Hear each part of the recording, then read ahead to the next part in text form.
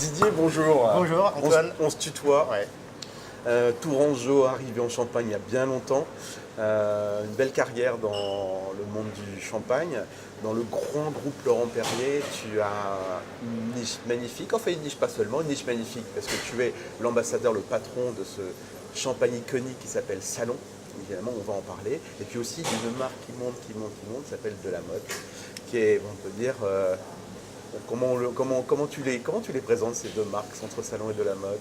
Je les présente comme sœurs, comme maisons sœurs en fait, puisque en fait les deux maisons sont au Ménil-sur-Oger, les bâtiments des deux maisons se jouxtent, il y a juste un mur qui les sépare, et ils ont eu une vie commune depuis très longtemps, puisque les anciens propriétaires étaient mariés entre eux, enfin donc et je considère vraiment comme maisons sœurs parce que complémentaires et avec un esprit commun, avec bien sûr des caractères différents, mais un esprit commun et des parents communs. Alors l'esprit, on va déjà commencer, on est dans le Chardonnay, la Côte des Blancs, ce grand cépage du Chardonnay qui s'exprime magnifiquement sur la craie de la Côte des Blancs. On va parler tout de suite de Salon. Alors Salon, c'est quoi? C'est un fantasme, c'est quelque chose d'inabordable, c'est un des plus rares, champagne les plus rares qui est produit aujourd'hui en France. Oui, alors fantasme non, parce qu'un fantasme c'est quelque chose qu'on a dans la tête mais qu'on ne va pas exprimer. On l'exprime, Salon, et depuis quand même longtemps. C'était d'abord une idée de génie de monsieur Salon, qui au début du XXe siècle, en fait, puisque le premier millésime de Salon c'est 1905, a créé cette maison pour sa consommation personnelle et celle de ses amis.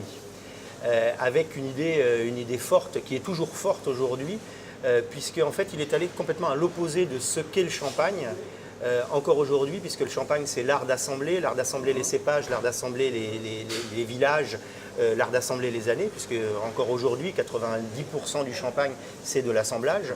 Et M. Salon a dit, moi je vais aller complètement à l'opposé de tout cela, et je vais faire un vin unique pour ma consommation personnelle et celle de mes amis, qui soit uniquement à base de chardonnay d'un seul village, le Ménil-sur-Oger, et je ne ferai du vin uniquement dans les années millésimées, et des années millésimées pas toutes, c'est-à-dire des années qui vont se garder très très longtemps. À l'époque, le millésime avait ce sens-là, c'est-à-dire c'était le marqueur de l'année exceptionnelle. Ouais, absolument, de l'année exceptionnelle, et on en faisait très très très très rarement. Et ce qui est encore le cas chez Salon, puisque au XXe siècle, Salon n'a produit que 37 fois du vin.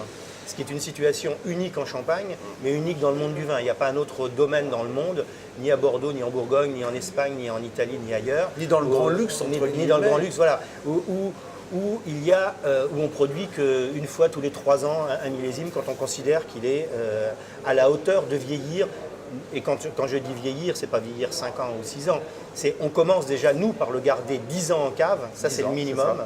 Et après, on va le boire 20 ans, 30 ans, 40 ans. Donc ça va complètement à contrario de ce qu'on imagine du champagne, où on dit le champagne, ça doit se boire très très vite et ça se boit debout en mangeant des cacahuètes. Non, c'est un grand vin de garde. Un grand vin très complexe qui va s'accorder avec des mets, on peut le boire seul bien évidemment, mais qui va s'accorder avec des mets différents.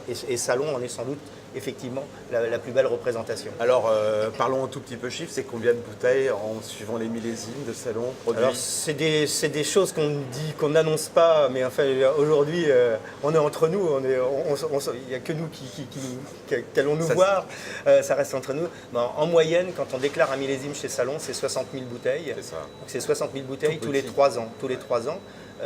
Et en moyenne, c'est 3 ans, c'est 4 millésimes par décennie, 4 à 5 millésimes par décennie. Et quand chaque année, la Champagne, toute la Champagne, produit 300 millions de bouteilles, nous, c'est 60 000 bouteilles tous les 3 ans. Il paraît que ça ferait peut-être 100 fois moins qu'une certaine marque, mais je ne dis rien. Je sais rien, je ne sais même pas à quelle marque vous faites allusion. Alors, millésime, actualité 2007. C'est ton millésime en ce moment. C'est la fin du 2007, tu retiens encore 2008, parce que 2008, il y a un truc particulier sur 2008 qui s'est passé. Absolument. Non, c'est le début du 2007. C'est le début du 2007. On commence vraiment à le voir sur les marchés. Même certains marchés export ne sont encore pas approvisionnés. 2007, c'est un millésime pour moi qui est très beau. C'est un très beau millésime. Très classique, dans le côté un peu froid champenois. Absolument, très net, très vif. Pas forcément très aimable à boire aujourd'hui, mais c'est vraiment dans l'esprit Salon. dans l'esprit salon de cette grande rectitude, de cette grande longévité. C'est vraiment le signe d'un vin de garde. Alors pour terminer notre conversation, tu vas nous dire un mot d'un millésime qui n'est pas sorti, mais qui est le suivant, et qui a une histoire assez particulière, le fameux 2008. Alors je ne sais pas si toi tu as une petite idée de quand des Magnum, c'est ça? Alors ce millésime Salon 2008, effectivement, c'est une histoire très, très particulière, puisqu'en fait, ce millésime, pour la première fois, je n'ai pas dit la dernière, mais en tout cas c'est la première fois chez Salon, n'a été produit uniquement qu'en Magnum. Il n'y a pas de bouteille de quoi qui a été produit. Dans une quantité extrêmement limitée, puisqu'en fait il n'y a eu que 8000 Magnum de produits dans ce millésime 2008. Oui, je sais quand est-ce qu'il va sortir, exactement, à la date et à l'heure près. Mais je pense que ça fera l'occasion de se revoir spécialement pour te l'annoncer. 8000 Magnum, et tu as déjà combien de demandes? Je pense à peu près 10 fois les 8000 Magnum. Ah ouais. Avant même que ça soit sorti, oui, très clairement.